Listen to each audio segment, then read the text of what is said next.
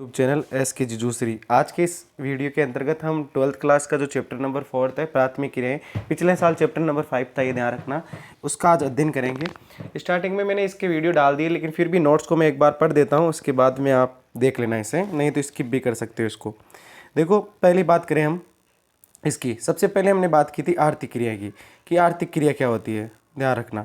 तो आर्थिक क्रियाओं की हमने बात की, तो देखो सबसे पहले हम बात करते हैं आर्थिक क्रिया की, कि आर्थिक क्रिया मानव के, ध्यान रखना, आर्थिक क्रिया क्या होती है, सुनना है ना। सबसे पहले हम बात करते हैं आर्थिक क्रियाओं की।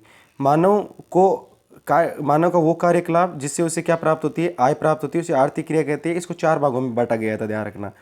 तो कौन कौन से थे? प्राथमिक, द्वितीय, तृतीयक और चतुर्थ क्रियाकलाप। अब सबसे पहले हम बात करते हैं प्राथमिक क्रियाओं की, कि प्राथमिक क्रिया क्या होती है। तो प्राथमिक क्रियाओं की बात करते हैं, तो प्राथमिक क्रिया देखो, प्राथमिक क्रिया प्रत्यक्ष रूप से, किस रूप से? प्रत्यक्ष रूप से पर्यावरण पर निर्भर है, क्योंकि ये पृथ्वी के संसाधनों जैसे जल, भूमि, वनस्पति, खनिज आदि के उपभोग से संबंधित विषयों के बारे में बताते हैं। तो प्राथमिक क्रियाओं में आपको क्या याद रखना, कि प्रत्यक्ष रूप से किस पर निर्भर होती है? ये प्रकृति पर निर्भर होता है, पर्यावरण पर। इसके अंतर्गत कृषि, पशुपालन, मत्स्य पालन, खनन, लकड़ी काटना, कंदमूल इकट्ठा करना, ये एक बार आपका वापस क्या हो जाएगा, रिवाइज हो जाएगा। बाकी के इससे संबंधित वीडियो में पहले आपको अपलोड कर चुका हूँ। नेक्स्ट देखो, मैंने इसी प्राथमिक क्रिया के बारे में आपको बताया था कि प्राथमिक क्रिया कलाप करने वाले लोग, उनका कार्य क्षेत्र क्या होता है, हमेशा घर से बाहर होने के कारण इनको लाल कॉलर श्रमिक भी कहा जाता है, ये याद रखना आपको। अगला, आखेट व भोजन संग्रहण। सबसे पहली प्राथमिक क्रिया की बात करें, प्रारंभिक युग में मानव अपने जीवन निर्वाह के लिए समीप के वातावरण पर निर्भर रहता था। अब देखो, उनका जीवन निर्वाह, किसका? मानव का जीवन निर्वाह। मानव का जीवन निर्वाह 2 कार्यों पर निर्भर था। एक तो पशुओं को आखेट द्वारा यानी शिकार करता था, फिर वो अपने समीप के जंगलों में खाने योग्य जंगली पौधे व कंदमूल आदि को एकत्रित करना था इसका। मानव अति शीत व अति गर्म प्रदेशों में इस आखेट पर निर्भर रहता था, और वर्तमान में आखेट के, ध्यान रखना, आखेट के कारण कई जातियाँ लुप्त हो गई है, या मैं कह सकता हूँ वो संकट में ग्रस्त है, वर्तमान समय की बात करें हम। अगला देखो, भोजन संग्रह और आखेट प्राचीनतम ज्ञात आर्थिक क्रिया है। ये कार्य कठोर जलवायु दशाओं में किया जाता है, ध्यान रखना। ये भी किस में किया जाता है? कठोर जलवायु दशाओं में, याद रखना ये भी। इसमें अधिकतर लोग जनजातीय लोग होते हैं, ये भी ध्यान रखना, ट्राइबल एरिया की बात है। ये लोग अपने जीवन यापन के लिए किस पर, यानी भोजन, वस्त्र, आवास आदि की आवश्यकता की पूर्ति के लिए पशुओं पर और वनस्पतियों पर निर्भर रहते हैं, ये भी आपको मना था। इसमें कम पूंजी की आवश्यकता होता है, और निम्न स्तरीय किसकी, तकनीकी ज्ञान की आवश्यकता होती है। फिर देखो, नोट लगाकर एक बात, इसके कुछ, इसको, ये भोजन संग्रह कार्य विश्व में 2 भागों में किया जाता है। पहला कौन सा क्षेत्र है? भोजन संग्रह विश्व के 2 भागों में किया जाता है। पहला है उच्च अक्षांश, दूसरा है निम्न अक्षांश। उस अक्षांश के क्षेत्र जिसमें उत्तरी कनाडा, उत्तरी यूरेशिया और दक्षिणी चिली आता है। मैं आपको ये पहले बता चुका हूँ, मैं रिवीजन करवा रहा हूँ आपको। निम्न अक्षांशों के क्षेत्र में अमेजन बेसिन हो गया, उष्णकटिबंधीय अफ्रीका हो गया, ऑस्ट्रेलिया, दक्षिणी पूर्वी एशिया का आंतरिक भाग हो गया। इसके बारे में हम बातचीत कर चुके हैं। देखो, आधुनिक समय में भोजन संग्रह के कार्य को कुछ भागों में व्यापारीकरण भी हो गया है। जैसे ये लोग कीमती पौधों की पत्तियां, औषधियां, पौधों को संशोधित कर बाजार में बेचने का कार्य भी करते हैं। जैसे छाल का उपयोग करके कुनेन बनाना, रस्से का उपयोग करके कपड़ा बनाना। बता चुका हूँ आपको ये सब सारी चीज़ें। अगला देखो, ये एक नोट याद रखना, च्युइंगम को चूसने के बाद शेष बचे हुए भाग को क्या कहा जाता है? चिक्कल कहते हैं, जो जेपोटा वृक्ष को के दूध से बनता है, ध्यान रखना। फिर मैंने पढ़ाया था पशुचारण। ये एक बार आप देख लेना, विशेष तौर पर अच्छे से मैंने ये नोट्स बनाए थे पिछले साल के, किसी स्टूडेंट के, मेरे एक बहुत पिछले साल की स्टूडेंट है, उसी के हैं, तो उसी से मैं पढ़ा रहा हूँ आपको अभी ये पीडीएफ। टाइम के अभाव के कारण ध्यान नहीं, तो बोर्ड पर ही पढ़ा देता आपको मैं सब कुछ। देखो, सबसे पहले चलवासी पशुचारण की बात करते हैं, कि जब मानव ने आखेट और भोजन संग्रहण पर निर्भर था, तो उसे लगा कि मैं इस प्रकार से तो अपना जीवन यापन नहीं कर सकता, तो बहुत सारे जंगलों में पालतू पशुओं को मानव ने पालना स्टार्ट कर दिया था। तो पशुचारण 2 प्रकार का होता है, एक चलवासी पशुचारण होता है, एक वाणिज्यिक पशुधन पालन होता है। सबसे पहले हम बात करते हैं चलवासी की। देखो, चलवासी की, ये एक प्राचीन जीवन निर्वाह व्यवसाय है, जो प्रमुख रूप से कौन से, मानवीय श्रम पर प्रधान है। इसमें क्या है? वाणिज्यिक पशुपालन वैज्ञानिक ढंग से किया जाता है, ध्यान रखना, वाणिज्यिक पशुपालन वैज्ञानिक ढंग से किया जाने वाला एक आधुनिक व्यापारिक व्यवसाय है। वो प्राचीन समय में, जबकि ये आधुनिक समय में।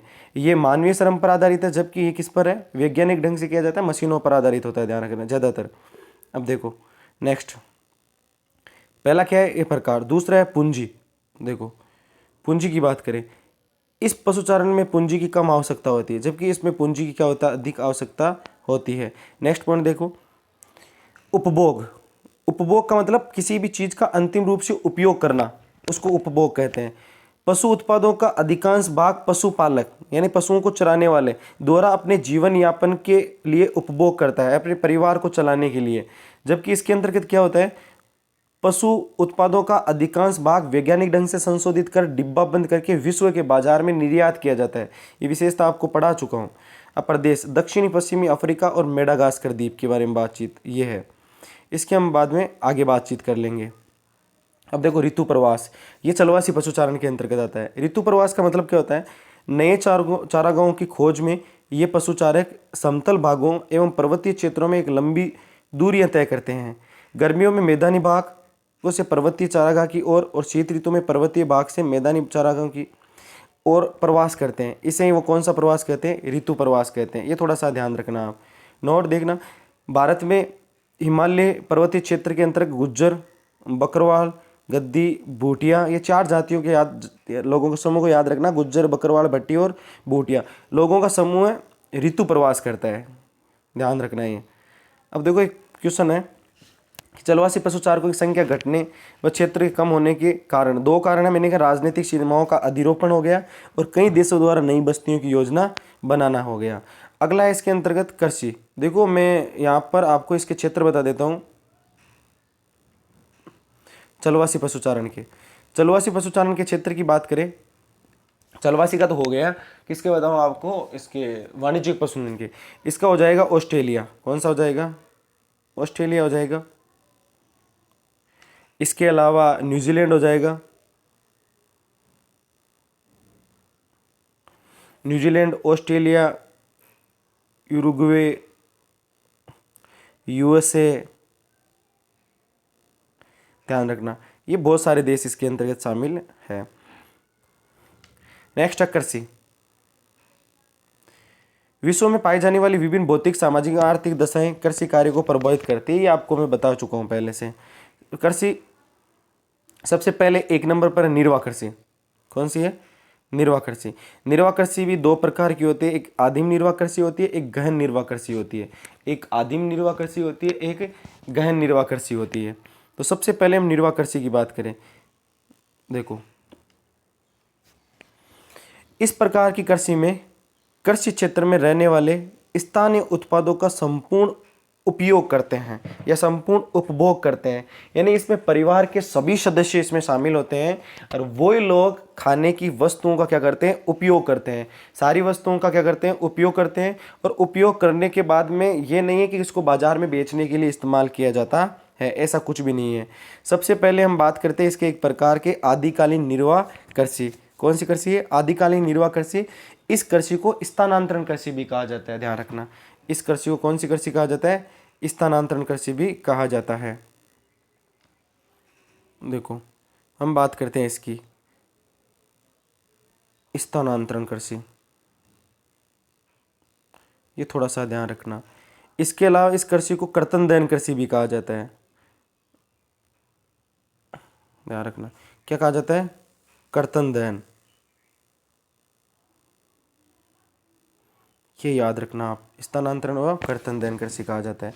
देखो ये कृषि उष्णकटिबंधीय क्षेत्रों में की जाती है। जैसे मैं बताऊं आपको, ये हमारी पृथ्वी है, इस पृथ्वी पर ये भूमध्य रेखा, ये कर्क रेखा, ये मकर रेखा, तो इन तीनों के क्षेत्र को, इस क्षेत्र को उष्णकटिबंध कहते हैं। क्या कहते हैं, उष्णकटिबंध, ध्यान रखना।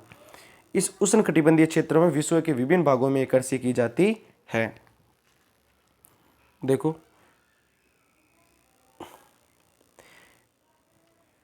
ये आदिम जाति के लोगों द्वारा की जाती है। इसके अंतर्गत वनस्पति क्षेत्र या जंगलों को जलाकर जली हुई राख की परत को उर्वरक के रूप में उपयोग करते हैं।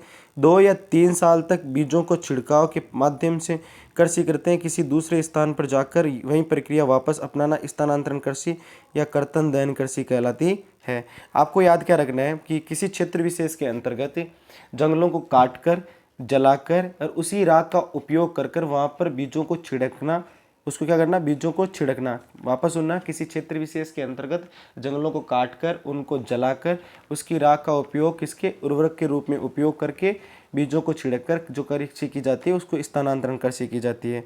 ये आपको याद रखना है, ठीक है। नेक्स्ट देखो, उष्णकटिबंधीय क्षेत्रों में इसे अलग अलग नामों से जाना जाता है। जैसे देखो, ये बहुत इंपॉर्टेंट है, यहाँ पर याद रखना है। भारत के उत्तरी पूर्वी राज्यों में इसको किसके नाम से जाना जाता है, जुमिंग के नाम से। वियतनाम में इसको रे के नाम से जाना जाता है, किसके नाम से, रे के नाम से जाना जाता है। मध्य अमेरिका व मैक्सिको में इसको मिल्पा व किस नाम से, मध्य अमेरिका और मैक्सिको में किसके नाम से, मिल्पा के नाम से। इंडोनेशिया में किसके नाम से जाना जाता है, लादांग के नाम से जाना जाता है। इसके अलावा कुछ क्षेत्रों के नाम आपको याद रखने, जैसे इसको ब्राज़ील की बात करें हम सबसे पहले, किसकी, ब्राज़ील। ब्राज़ील में इस कृषि को रोका के नाम से जाना जाता है, किसके नाम से जाना जाता है, रोका को। ये लिखने हैं आपको सारे के सारे। मध्य अफ्रीका में, कहाँ पर, मध्य अफ्रीका में इसको मसोले के नाम से जाना जाता है, किसके नाम से, मसोले के नाम से जाना जाता है। इसके अलावा वेनेजुएला में, वेनेजुएला में इसको कॉन्को के नाम से जाना जाता है, ध्यान रखना। श्रीलंका में इसको चेना के नाम से जाना जाता है, किसके नाम से जाना जाता है, चेना के नाम से जाना जाता है। और भारत में भी इसको अलग अलग नामों से जाना जाता है, याद रखना आपको। अब देखो, स्थानांतरण कृषि के क्षेत्र की बात करें। स्थानांतरण कृषि का क्षेत्र अफ्रीका, दक्षिणी मध्य अमेरिका, एक तो अफ्रीका महाद्वीप, ध्यान रखना पहला क्षेत्र, एक दक्षिणी और मध्य अमेरिका क्षेत्र है दूसरा क्षेत्र है किसका, उष्णकटिबंध का, उष्णकटिबंधीय भाग का। इसके अलावा दक्षिणी पूर्वी एशिया के आंतरिक भाग है, यहाँ पर ध्यान रखना, दक्षिणी पूर्वी एशिया के आंतरिक भाग, ये इंपॉर्टेंट ध्यान रखना। नेक्स्ट हम बात करते हैं, अगली कृषि है गहन निर्वाह कृषि। कृषि है निर्वाह कृषि का दूसरा प्रकार है गहन निर्वाह कृषि। देखो, अब इतने तक तो मैंने आपको पढ़ा दिया था, ध्यान रखना, ये मैंने जो 10 मिनट में पूरा जल्दी जल्दी करवाया था। अब मैं उसको डिटेल से करवा रहा हूँ, आप ढंग से देखना इसको। देखो, सबसे पहले क्या नाम लिखा हुआ है, गहन निर्वाह कृषि, यानी मानसूनी एशियाई देशों में की जाती है ये। गहन निर्वाह का मतलब होता है कि कृषि जो होती है भूमि, उसका अत्यधिक उपयोग करना, उसमें ज़्यादा से ज़्यादा फसलों का क्या करना, उत्पादन करना। देखो क्या होता है इसमें, सबसे पहले इसका एक प्रकार है चावल प्रधान गहन निर्वाह कृषि। इसके बारे में बातचीत करते हैं। देखो, प्रमुख फसल किसकी होती है यहाँ पर, पहली बात तो ये याद रखना, किसकी होती है, चावल की। इसमें अधिक जनसंख्या घनत्व है, अधिक जनसंख्या घनत्व के कारण खेतों का आकार क्या होता है, छोटा होता है। जैसे मैं कह रहा हूँ, एक व्यक्ति है जिसके कितने घर के सदस्य हैं, 10, और उसके पास ज़मीन कितनी है, 5 बीघा है, कितनी है, 5। तो ज़मीन का टुकड़ा छोटा है, जनसंख्या घनत्व क्या, जनसंख्या घनत्व किसे कहते हैं, किसी क्षेत्र विशेष के अंतर्गत प्रति वर्ग किलोमीटर के रूप में इसको मापा जाता है, किसके रूप में, प्रति वर्ग किलोमीटर में। जिसका सूत्र क्या होता है, क्षेत्रफल कुल जनसंख्या बटा कुल क्षेत्रफल होता है। तो यहाँ पर क्या होता है, जनसंख्या अधिक निवास करती है, इस कारण खेतों का आकार भी क्या होता है, इनके पास में छोटा होता है। नेक्स्ट देखो, कृषि कार्य में कृषक यानी किसान का संपूर्ण परिवार लगा होता है। प्रमुख फसल क्या है, ध्यान रखना, चावल है इसकी प्रमुख फसल चावल है। और इसके खेतों का आकार कैसा होता है, दूसरा याद रखना, खेतों का आकार छोटा। पहली विशेषता याद रखना, इसमें प्रमुख फसल कौन सी होती है, चावल, खेतों का आकार कैसा होता है, छोटा। दूसरी विशेषता, तीसरा, कृषि कार्य में कृषक का संपूर्ण परिवार कार्य करता है, ध्यान रखना। इसमें मानव श्रम का, किसका, मानव श्रम का अधिक महत्व है, ध्यान रखना, यानी इसमें मशीनों का उपयोग नहीं किया जाता है। नेक्स्ट देखो, इसमें उर्वरकता बनाए रखने के लिए पशुओं के गोबर, याद रखना आप, कि खाद एवं हरी खाद का उपयोग किया जाता है। हरी खाद का मतलब होता है कि जो पेड़ पौधों की पत्तियां है ना, उनसे बनी हुई खाद के बारे में बातचीत करते हैं। नेक्स्ट पॉइंट देखो, तो इसमें नोट देखो, इस कृषि के अंतर्गत प्रति इकाई उत्पादन क्या होता है, अधिक होता है, परंतु प्रति कृषक उत्पादन क्या होता है, इसके अंतर्गत कम होता है, ध्यान रखना। अगली हम बात करते हैं चावल रहित गहन निर्वाह कृषि की बात करते हैं। जो चावल रहित गहन निर्वाह कृषि की बात करें तो ये मानसूनी एशियाई क्षेत्र में होती है, ध्यान रखना। मानसूनी एशियाई क्षेत्र के विभिन्न भागों में भौगोलिक दशाओं की भिन्नता के कारण इस चावल की कृषि संभव नहीं है, जिसके कारण इसके विभिन्न क्षेत्रों में, जैसे उत्तरी चीन का मंचूरिया क्षेत्र, मंचूरिया, उत्तरी कोरिया, इसके अलावा जापान का क्षेत्र, इसमें गेहूँ और सोयाबीन और जौ आदि को बोया जाता है। कहने का तात्पर्य होता है, जैसे मैं बता रहा हूँ, ये ये हमारी पृथ्वी है, इसके ये क्षेत्र हो गया उष्णकटिबंधीय क्षेत्र। ये मानसूनी एशियाई देशों की बात कर रहे हैं, यानी उष्णकटिबंधीय क्षेत्र में चावल की फसल हो सकती है अच्छे से। किसकी फसल? चावल की फसल, ध्यान रखना। अब चावल की फसल उष्णकटिबंधीय क्षेत्रों में है, लेकिन बाकी की भौगोलिक दशाएं चावल के लिए क्या नहीं है? अच्छी नहीं है। इसीलिए चावल की जगह दूसरी कृषि की जाती है, जिसके अंतर्गत मुख्य फसल होती है कौन सी? गेहूँ।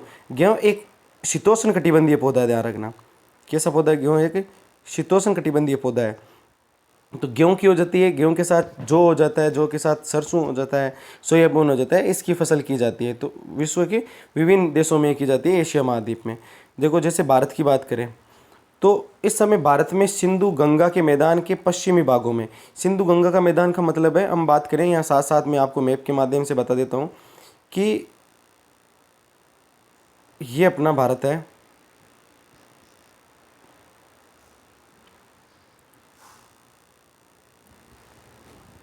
ये इस भारत के इस वाले क्षेत्र की बात करें, इस वाले क्षेत्र की, थार के मरुस्थल को छोड़ देना और बाकी के यहाँ, तो इस वाले क्षेत्र में यहाँ पर सिंधु नदी का, इसके अलावा यहाँ पर गंगा नदी का, यहाँ सिंधु और गंगा नदी के प्रदेश है।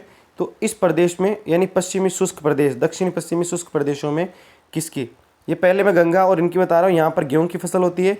इसके अलावा जो दक्षिणी पश्चिमी शुष्क प्रदेश है वहाँ पर ज्वार और बाजरे की फसल होती है। किसकी? ज्वार और बाजरे की उगाया जाता है। इस कृषि की मुख्य विशेषता यह है कि इसमें सिंचाई की जाती है। क्या की जाती है? सिंचाई यानी चावल रहित और चावल प्रधान कृषि दोनों में से जो इम्पोर्टेंट जो है वो इसका क्या है कि इसमें क्या की जाती है? सिंचाई की जाती है, और वो वर्षा पर निर्भर होता है। इसके बाद इसमें दूसरी कृषि है अपने, तीसरी कृषि है रोपण कृषि। ध्यान रखना, रोपण कृषि की, इस कृषि की शुरुआत औपनिवेशीकरण के साथ हुई थी। औपनिवेशीकरण यानी उपनिवेश बनाए थे। किसने? जैसे भारत को उपनिवेश बनाया था, इंग्लैंड में बनाया था, इसी प्रकार यूरोप के देश जितने भी थे उन्होंने विभिन्न भागों में बहुत सारे देशों को क्या बनाया था? अब उपनिवेश बनाया। उपनिवेश किसे कहते हैं? किसी भी देश पर राजनीतिक रूप से और आर्थिक रूप से क्या करना? नियंत्रण करना, वो क्या कहलाता है? उपनिवेश कहलाता है। तो उपनिवेश बहुत सारे देशों को बनाया था, उन देशों ने अलग अलग क्षेत्रों में अलग अलग कृषि उगाई थी। तो ध्यान रखना, हम सबसे पहले बात करते हैं इसी में। देखो यूरोपीय लोगों द्वारा अपने अधीन उपनिवेश उष्णकटिबंधीय क्षेत्रों में, कौन से क्षेत्र में? उष्णकटिबंध, 0 से 23.5 डिग्री उत्तरी और 23.5 दक्षिणी क्षेत्र में चाय, कॉफी, रबड़, कोको, कपास, गन्ना, केले और अनानास आदि की पौध लगाई थी। ये याद रखना वापस आप, कौन कौन से हैं? एक तो हो गए कौन? चाय, कॉफी, रबड़, कोको, कपास, गन्ना, केले और अनानास आदि के पौधे उगाए थे। अब इसकी प्रमुख विशेषताएं देख लेते हैं। देखो प्रमुख विशेषता की बात करें, इस कृषि का आकार, इस कृषि में खेत का जो आकार होता है ना, वो क्या होता है? विस्तृत होता है। यानी खेत का आकार क्या होता है? बहुत ही विस्तृत होता है, बहुत ही बड़ा होता है। इसमें किसकी आवश्यकता पड़ती है? अधिक पूंजी निवेश की आवश्यकता पड़ती है, उच्च प्रबंधन की आवश्यकता पड़ती है, तकनीक का प्रयोग किया जाता है। जैसे चाय के बागान लगाने के लिए, बागान के लिए बहुत सारे पैसे की आवश्यकता पड़ती है, उच्च तकनीक की आवश्यकता पड़ती है। इसके अंतर्गत ध्यान रखना, बहुत सारे जैसे मशीनों की लगाई जाती है सब। नेक्स्ट हम बात करें, देखो इसमें किसी एक फसल का संकेंद्रण होता है, यानी किसी एक ही फसल का केंद्रीकृत होते हैं इसके अंतर्गत। याद रखना, कहने का मतलब होता है जैसे इसमें ये बागान है, इसमें बागान बनाए जाते हैं। क्या बनाए जाते हैं? बागान, जिसमें बागान का मतलब है किसी एक ही फसल को लगाना। जैसे आपने सुना होगा चाय के बागान, आपने सुना होगा कॉफ़ी के बागान, केले के बागान। ये बागान यानी एक ही फसल। रोपण कृषि में किसी एक ही फसल को प्राथमिकता दी जाती है, एक ही फसल की जाती है। तो जैसे चाय के बागान हो गए, कॉफ़ी के बागान हो गए, इस प्रकार से। अब देखो जैसे इसमें सस्ते श्रमिक, ध्यान रखना,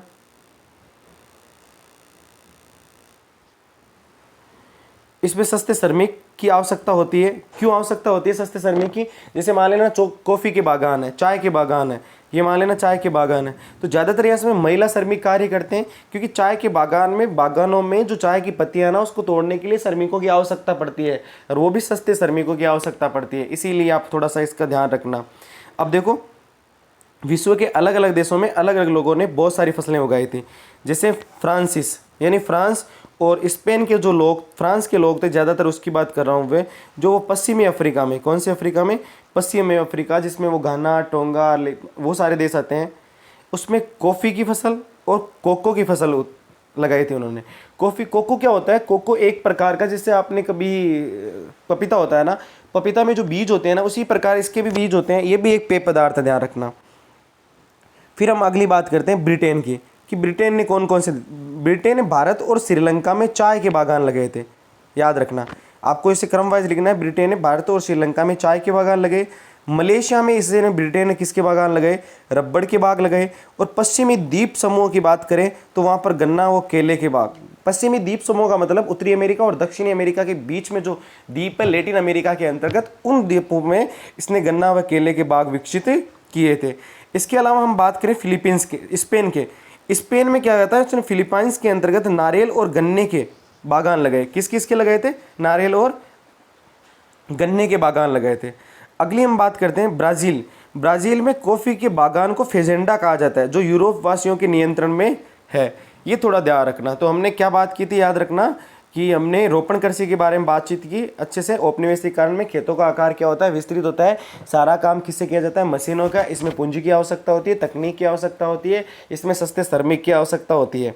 ये हमने पढ़ा था, आपको पता है। इसके अंतर्गत रोपण कृषि के 4-5 नाम याद रखना। केला हो गया, चाय होगा, कॉफ़ी हो गया, कोका हो गया, अनानास हो गया, गन्ना हो गया, 4 के नाम याद रख लेना और ये देख लेना। अगली है विस्तृत वाणिज्यिक अनाज कृषि। बहुत इंपॉर्टेंट है ये कृषि भी, ध्यान रखना।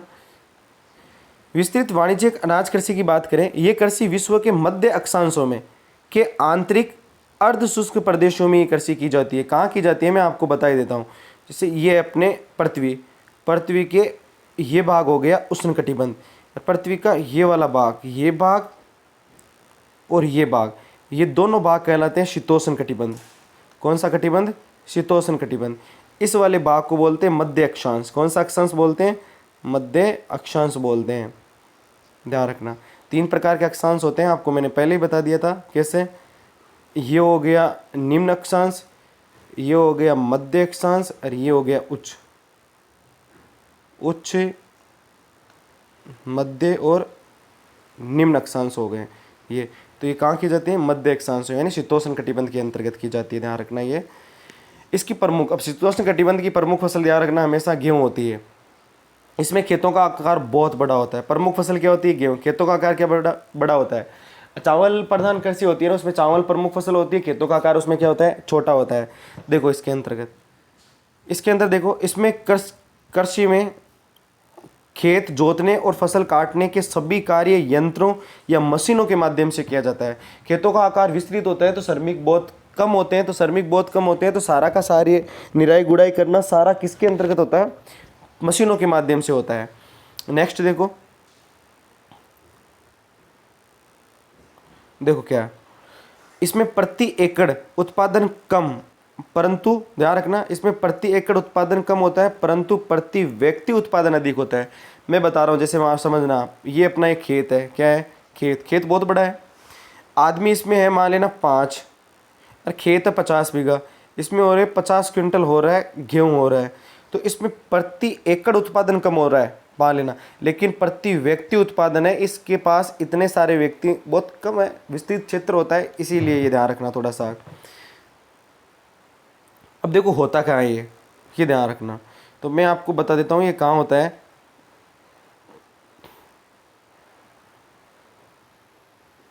देखो हम बात करते हैं, थोड़ा सा मैं मैप बना देता हूँ यहाँ पर आपके लिए। ये हो गया उत्तरी अमेरिका, ये हो गया दक्षिणी अमेरिका, ऐसा होता है दक्षिणी अमेरिका। ग्रीनलैंड हो गया। इसके अलावा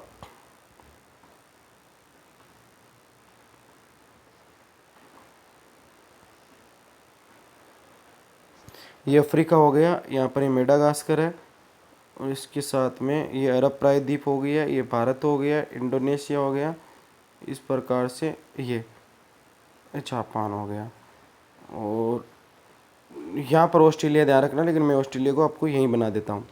अब देखो इसको यूरेशिया यानी इस वाले भाग में इसको स्टेपीज कहते हैं। ध्यान रखना क्या कहते हैं इस वाले भाग पर? इसे स्टेपीज कहते हैं। मैं दूसरा ले लेता हूँ, स्टेपीज कहते हैं किस वाले भाग पे? यूरेशिया वाले भाग में। अमेरिका, उत्तरी अमेरिका के अंतर्गत इसको ध्यान रखना पेरिज के नाम से जाना जाता है। किसके नाम से? पेरिज के नाम से जाना जाता है। अभी मैं दूसरा लिख दूंगा इसके अंतर्गत। अर्जेंटीना में यहाँ पर इसको पंपास के नाम से जाना जाता है। पंपास कह सकते हो या पंपाज कह सकते हैं इसको। इसके अलावा ध्यान रखना ऑस्ट्रेलिया में इसको डाउन्स के नाम से जाना जाता है। इसके अलावा साउथ अफ्रीका में यहाँ पर इसको वेल्ड्स के नाम से जाना जाता है, वेल्ड्स के नाम से। ऑस्ट्रेलिया में इसको किसके नाम से? डाउन्स के नाम से जाना जाता है। जबकि ऑस्ट्रेलिया के दक्षिण में कौन है? न्यूजीलैंड। न्यूजीलैंड में इसको कैंटरबरी के नाम से जाना जाता है। किसके नाम से? कैंटरबरी के नाम से जाना जाता है। तो ये ध्यान रखना थोड़ा सा अलग अलग क्षेत्रों में। देखो यहाँ पर दिखा देता हूँ।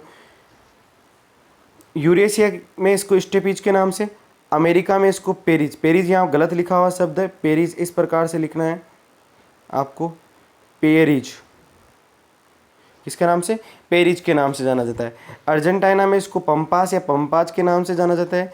दक्षिणी अफ्रीका में इसको वेल्ड्स के नाम से जाना जाता है। ऑस्ट्रेलिया में इसको डाउन्स के नाम से जाना जाता है। और न्यूजीलैंड में इसके कैंटरबरी के। आदि शीतोष्ण कटिबंधीय घास के मैदान है। इन शीतोष्ण कटिबंधीय घास के मैदान के अंतर्गत सबसे ज़्यादा किसकी फसल की जाती है? गेहूं की फसल की जाती है, या ये शीतोष्ण कटिबंधीय मध्य अक्षांशों में की जाती है। ये आपको ध्यान रखना है। अगली कृषि है मिश्रित कृषि। कौन सी कृषि है? मिश्रित कृषि। देखना, मिश्रित कृषि की बात करें हम तो इस प्रकार की कृषि विश्व के विकसित भागों में की जाती है, जैसे उत्तरी पश्चिमी यूरोप और इसके अलावा उत्तरी अमेरिका का कौन सा भाग? पूर्वी भाग। जैसे मैं बता देता हूँ आपको कि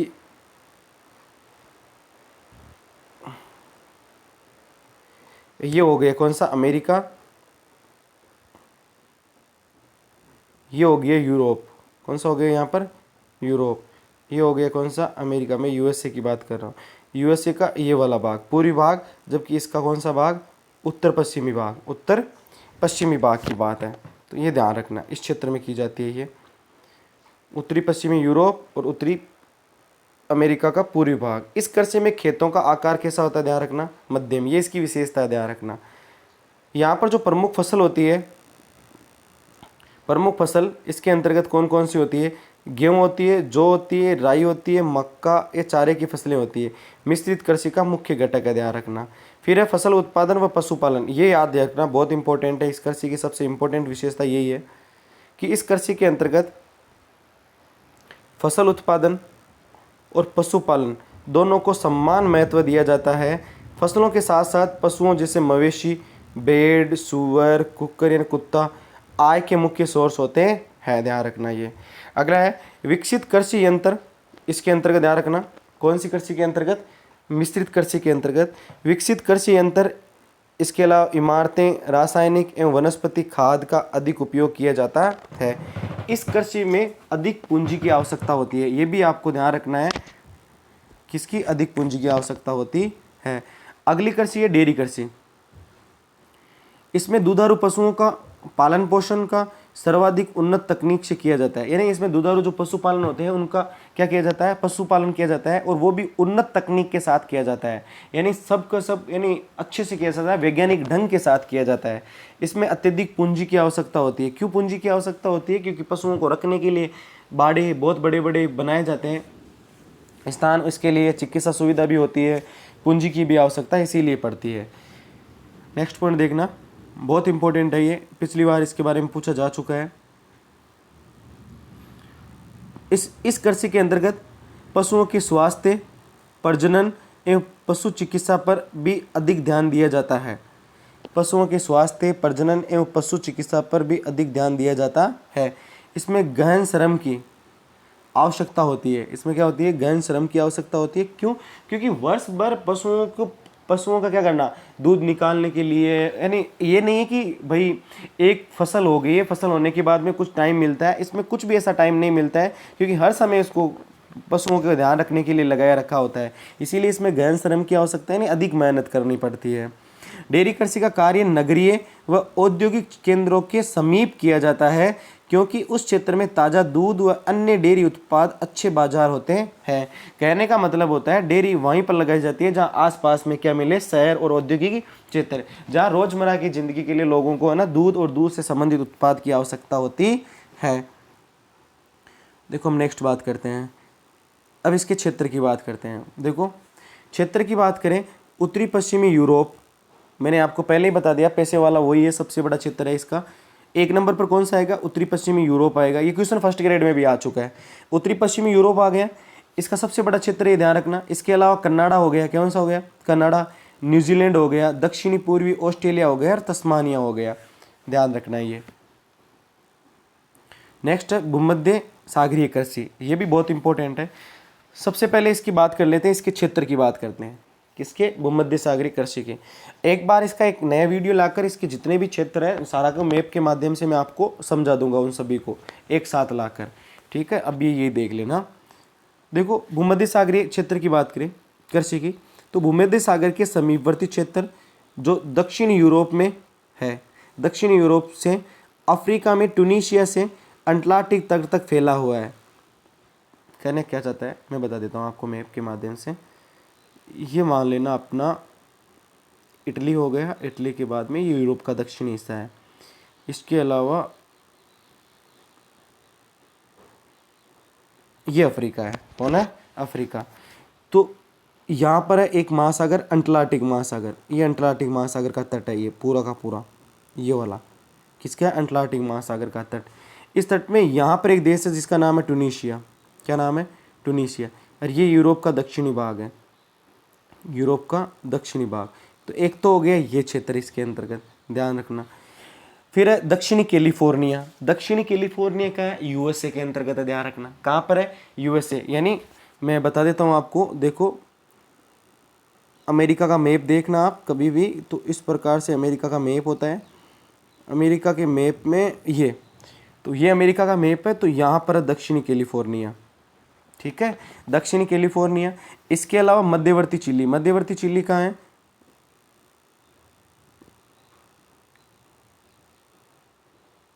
ये दक्षिणी अमेरिका है। दक्षिणी अमेरिका में यहाँ से लेकर यहाँ तक एक देश है चिली, तो ये वाला क्षेत्र है ना, वो क्या कहता है? मध्यवर्ती चिली कहलाता है।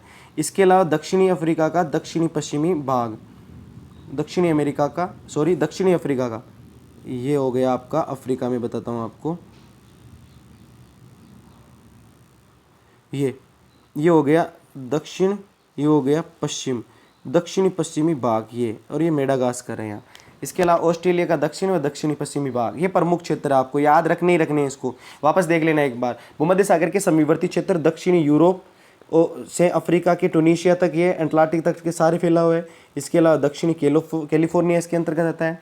मध्यवर्ती चिली, दक्षिणी अफ्रीका का दक्षिणी पश्चिमी भाग, इसके अलावा ऑस्ट्रेलिया का दक्षिण और दक्षिणी पश्चिमी भाग इसके अंतर्गत शामिल होता है, ये ध्यान रखना। अब इसकी विशेषता देखते हैं कुछ। देखो विशेषता, अंगूर की कृषि भूमध्य से सागरीय क्षेत्र की एक विशेषता है, प्रमुख विशेषता है, याद रखना। ये क्वेश्चन इस बार 12th क्लास के पेपर में आ चुका है, बोर्ड में जो भी जस्ट गया है उसमें, जिससे कई क्षेत्र में उच्च गुणवत्ता वाली मदिरा का निर्माण करते हैं। देखो मैंने मतलब क्या मैं बता रहा हूँ आपको, उच्च गुणवत्ता वाले अंगूरों से, यहाँ पर आपको कुछ लाइनें छूट गई है तो लिखना आपको ऐसे कि यहाँ पर इस क्षेत्र में कई देशों में उच्च गुणवत्ता वाले अंगूरों से मदिरा का निर्माण किया जाता है, शराब का निर्माण किया जाता है, तथा निम्न श्रेणी के अंगूरों से किसका निर्माण किया जाता है? ध्यान रखना, सुखाकर उसको किशमिश और मुनक्का, मुनक्का कहते हैं भांग को, भांग बनाई जाती है। नेक्स्ट पॉइंट देखना, इसके अंतर्गत बाकी क्या होता है? अंगूर के अलावा इसके अंतर्गत अंजीर होता है और जैतून उत्पन्न होता है। तो कहने का मतलब भूमध्य सागरीय क्षेत्र में ज्यादातर खट्टे फलों की कृषि की जाती है। कौन से फलों की कृषि की जाती है? ध्यान रखना, खट्टे फलों की कृषि की जाती है। नेक्स्ट देखो, शीत ऋतु में जब यूरोप में, देखो यहाँ पर कुछ मिस प्रिंट हो गई, मैं आपको बताता हूँ।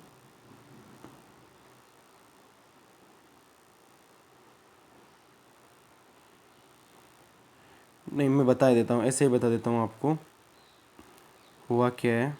देखो और बाकी क्या रहेगी, देखो शीत ऋतु में जब यूरोप व यूएसए में फलों एवं बाकी की बहुत सारी चीज़ों की जब आवश्यकता की पूर्ति होती है, कमी होती है शीत ऋतु में, तो इसी क्षेत्र से विभिन्न माध्यमों के माध्यम से, परिवहन के माध्यम से यहाँ पर पहुँचाया जाता है, ये थोड़ा ध्यान रखना।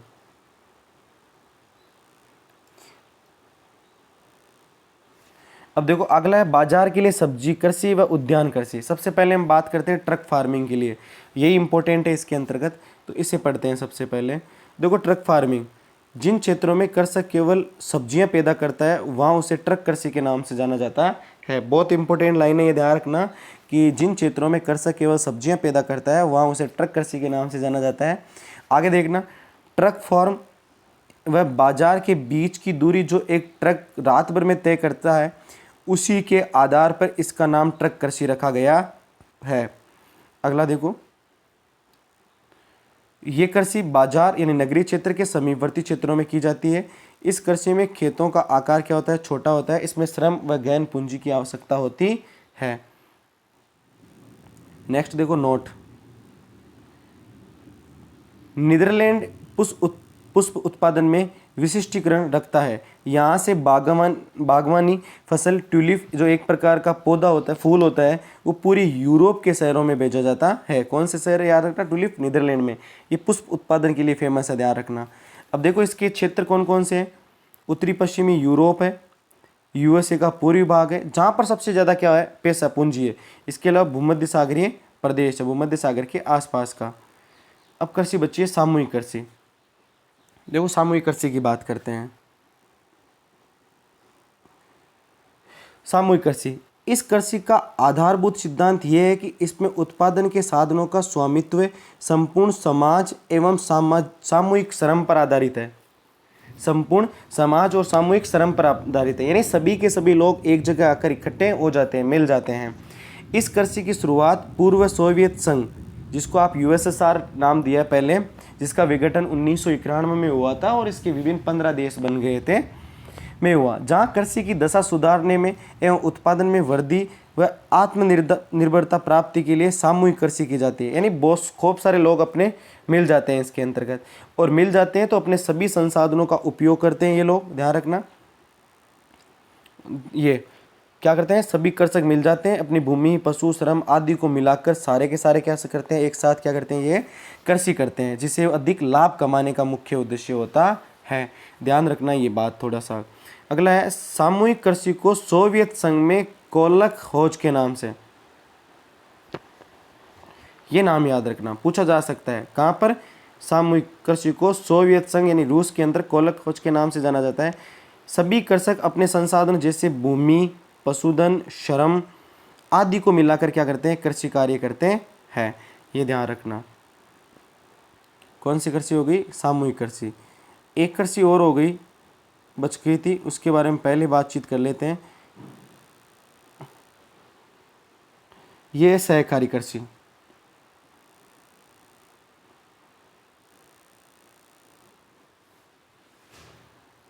सहकारी कृषि, देखो सहकारी कृषि की बात करें, थोड़ा सा इसमें प्रिंट गलत छप गया था तो इसकी हम बात करते हैं यहाँ पर। फिर एक कारखाना कृषि भी बच गई है, देखो इसकी बात करते हैं। सहकारी कृषि, कृषक का एक समूह अपनी कृषि से अधिक लाभ कमाने के लिए, ध्यान रखना, कृषकों का एक समूह एक अधिक लाभ कमाने के लिए क्या करता है, स्वच्छता से एक सरकारी संस्था बनाकर, एक सहकारी संस्था बनाकर कृषि कार्य संपन्न करते हैं। बहुत सारे लोग क्या करते हैं, पैसे कमाने के उद्देश्य से, अधिक लाभ कमाने के उद्देश्य से खूब सारे लोग मिलकर क्या करते हैं, एक सहकारी संस्था बनाकर कृषि कार्य संपन्न करते हैं। इसी को सहकारी कृषि कहा जाता है। ध्यान रखना, सहकारी संस्था कृषकों को सभी रूप में सहायता करती है। ध्यान रखना, सभी रूप में क्या करती है, सहायता करती है, ये ध्यान रखना। जैसे कृषि यंत्र लाने के लिए पैसे देती है, कृषि उत्पादों को उचित मूल्य पर बेचने का भी क्या देती है, भरोसा देती है। इस कृषि का सर्वाधिक विकास पश्चिमी यूरोप के डेनमार्क, नीदरलैंड, बेल्जियम, स्वीडन और इटली के अंतर्गत हुआ। लेकिन नोट बात याद ये रखना है आपको कि ये कृषि, इस कृषि का सबसे ज़्यादा जो सफलता प्राप्त की वो डेनमार्क में मिली है, जहाँ इसका प्रत्येक कृषक इसका क्या है, सदस्य है। यह आप नोट लिखो, मैंने आपको समझा रखा है पहले से। एक कृषि होती है कारखाना कृषि। कौन सी कृषि होती है, कारखाना कृषि। कारखाना कृषि क्या होता है, ये पश्चिमी यूरोप और उत्तरी अमेरिका के औद्योगिक क्षेत्र में कारखाना कृषि की जाती है। कहाँ की जाती है, पश्चिमी यूरोप एवं उत्तरी अमेरिका के औद्योगिक क्षेत्रों में कारखाना कृषि की जाती है। इसमें पशुधन पाले जाते हैं, जैसे मुख्यतः क्या क्या पाले जाते हैं इसमें, गाय, बैल व कुकर होते हैं। इसमें बाड़े पर कारखाने में तैयार बनाए भोजन रखा जाता है एवं इनकी बीमारियों पर विशेष तौर पर ध्यान रखा जाता है। इसमें पूंजी की आवश्यकता अधिक होती है, ये भी थोड़ा सा ध्यान रखना, इसमें किसकी पूंजी की आवश्यकता अधिक होती है। अच्छी नस्ल का चुनाव और प्रजनन की वैज्ञानिक विधियों कुकर एवं पशुपालन के महत्व का लक्षण है। ये बात मैं आपको पहले बता चुका हूँ, तो ये थोड़ा सा ध्यान रखना। अब हमारे जो पास जो सो बच्चा है वो है एक खनन। लास्ट टॉपिक बचा है अपना खनन, उसके बाद में चैप्टर क्या हो जाएगा, खत्म हो जाएगा। ये खनन भी ज़्यादा इंपॉर्टेंट नहीं, यहाँ से क्या पूछा जा सकता है वो मैं आपको बता दूंगा। अभी देखो हम बात करते हैं खनन की।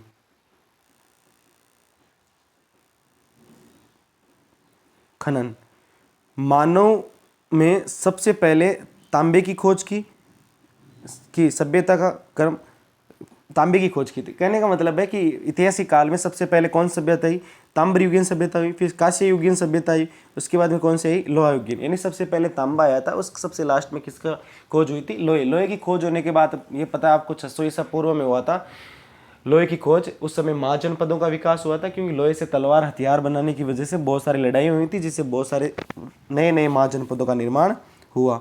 अब सबसे पहले बात है खनन को प्रभावित करने वाले कारक की बात करते हैं। 2 कारक होते हैं खनन को प्रभावित करने वाले, उनमें सबसे पहले भौतिक कारक, दूसरा है आर्थिक कारक। भौतिक कारक में खनिजों का निक्षेप, यानी कितने खनिज है, उनका जमाव किस प्रकार से है, खनिजों की श्रेणियाँ, कौन कौन से किस किस श्रेणी के खनिज पाए जाते हैं। जैसे मान लेना कहीं पर खनिज सोना पाया जाता है, तो कहीं पर आपको पता है वहाँ पर तांबा पाया जाता है, कहीं पर बहुत सारे चूना पत्थर पाया जाता है, खूब सारा। तो जो उसकी उपस्थिति होती है, जो उसकी श्रेणी होती है, उसके अनुसार उसका खनन किया जाता है। खनिजों की उपस्थिति की भी अवस्था का पता लगाया जाता है कि कितनी गहराई में खनिज है, क्या है, इस प्रकार। दूसरा आर्थिक कारक, जिसमें खनिज की मांग, कि मार्केट में खनिज की मांग कितनी है। बिल्कुल मांग नहीं तो निकालने का मतलब ही क्या है, ये भी एक उसको प्रभावित करने वाला कारक है। अब विद्यमान तकनीक का ज्ञान, कि खनिज को निकालने के लिए हमारे पास में कौन कौन सी तकनीक है, उसका ज्ञान कितना है, इसका उपयोग कितना उपयोग हो रहा है, यातायात के साधन और श्रम, ये सारे इसके क्या है, प्रभावित करने वाले कारक है। खनन की विधियाँ, उपस्थिति की अवस्था एवं अयस्क की प्रकृति, यानी कच्चे माल की प्रकृति के आधार पर खनन 2 प्रकार से होता है। कितने प्रकार से, 2 प्रकार से। एक धरातलीय खनन होता है जिसको विवर्त खनन कहते हैं, एक भूमिगत जिसको कुप के खनन के नाम से भी जाना जाता है। सबसे पहले विवर्त खनन की बात करें, देखो विवर्त खनन ये खनिजों के खनन का सबसे सस्ता तरीका है, इसमें पूंजी की अधिक आवश्यकता नहीं होती है। ये खनिजों के खनन का सबसे सस्ता तरीका होता है, इसमें पूंजी की आवश्यकता अधिक नहीं होती है, इसमें उत्पादन शीघ्र और अधिक हो जाता है। मतलब ऊपर वाले ये धरातल है अपना, और इसके इस वाले भाग से खनन करना क्या कहलाता है, विवर्त खनन कहलाता है। अगला है भूमिगत खनन या कुपकी खनन। जब अयस्क धरातल के नीचे गहराई में होता है, बहुत अधिक गहराई, तो भूमिगत विधि का प्रयोग किया जाता है। इस विधि में लंबवत कूप की गहराई तक स्थित होता है, ध्यान रखना, जहाँ से गैलेरियो यानी उसे खनिजों तक पहुँचने तक फैली है। इन मार्गों से होकर खनिजों का निष्कर्षण बाहर निकाला जाता है, परिवहन धरातल पर किया जाता है।